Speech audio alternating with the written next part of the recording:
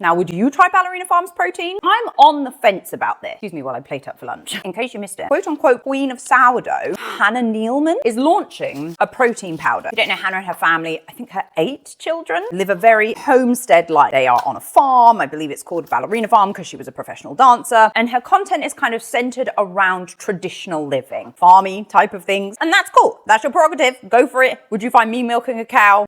Absolutely not. And Hannah's got a huge following. We're talking tens of millions across Instagram, TikTok. I don't even know about YouTube. On the website, we've got baked goods, beef jerky, enamelware, home goods, salt and seasoning, and sourdough. Why are the lime flavor of these so damn good? But now, slight curveball, Ballerina Farms is launching a protein powder. And I say curveball because I really didn't see that coming. It jarred with me a bit because I was like, sourdough makes sense, the beef jerky makes sense, the kind of dairy goods, enamelware, salt and seasoning, protein powder?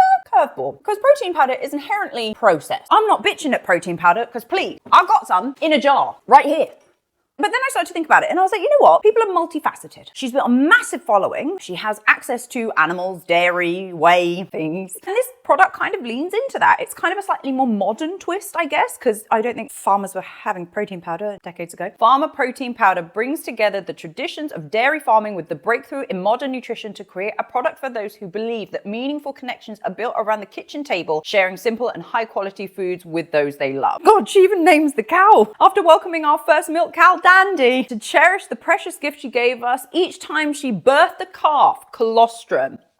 So she's going down the route of colostrum. Colostrum's really having a moment right now, kind of leaning slightly into the wellness industry by having that as a big USP. She doesn't ever, I think, say that anything is clean. And I actually really appreciate that because I'd be the first person to tell you if we saw any of that happening around here. I will say that people weren't happy with the Prop 65 warning on the protein powder. California law says it requires a warning so it may contain trace elements of heavy metals, things like that. And so this product needs to carry that Prop 65 warning. Some people in the comments I saw were not too happy. There hadn't been like third-party testing, which I can appreciate, but that doesn't mean that the product is unsafe. Other people, and kind of this is where I started off, saw this as quite a left field marketing move from Hannah and her family, which I can kind of appreciate because if a large part of your niche online is to be minimalist, traditional way of living, etc., does protein powder really lean into that? The protein is $67. 3 sources of protein, grass-fed whey, collagen, peptides, and hemp heart, 0 added sugar, only 9 simple ingredients. Kind of the closest we get to moralizing of food. Applying.